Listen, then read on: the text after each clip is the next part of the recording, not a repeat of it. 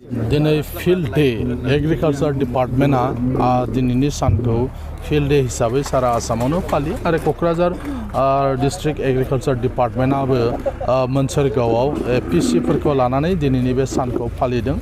आरो बावहाय माखासे एक्सपार्टफोरखौ बिथांमोना लेंहरदों आबादनि सायाव सावरायनो थाखाय आरो एपिसिया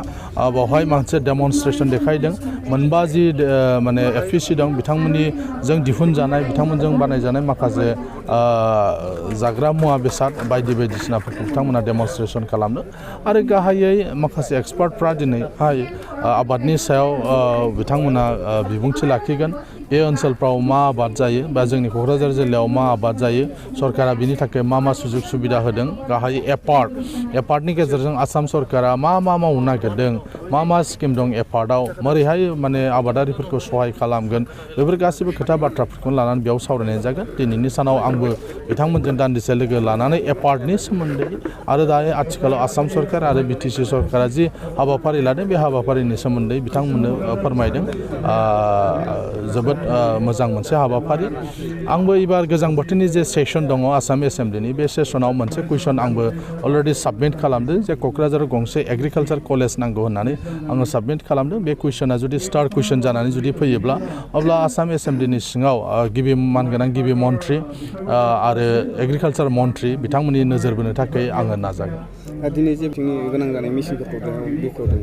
आसाम सरकारनिफ्राय जोंनि क'क्राझार जिल्लायाव सफैनाय जे माखासे जिफोर मेसिन दङ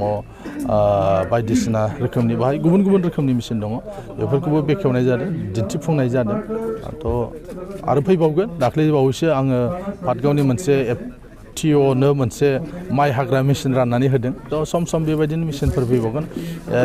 एमएलएनि खथायाव फैगोन काउन्सिलफ्राव फैगोन आरो बेफोरखौ जों नांगौ जायफ्रा मावबाय थादों एफपिसि बा एफटिअ बेफोरबायदि मोजां जायफ्रा नंथारगौयैनो आबाद मावो बिसोरनो जों राननानै होगोन दिनै फिल्ड डे एग्रिकालचार डिपार्टमेन्टआ दिनैनि सानखौ फिल्ड डे हिसाबै सारा आसामावनो फालियो आरो क'क्राझार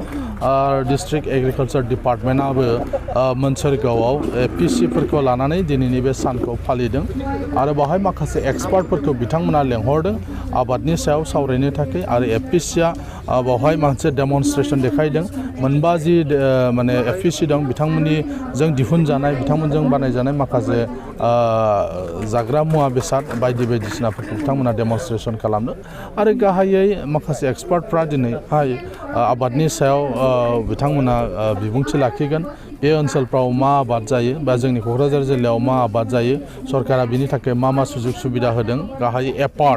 एपार्टनि गेजेरजों आसाम सरकारा मा मावनो नागिरदों मा स्किम दं एपार्टआव मोरैहाय माने आबादारिफोरखौ सहाय खालामगोन बेफोर गासैबो खोथा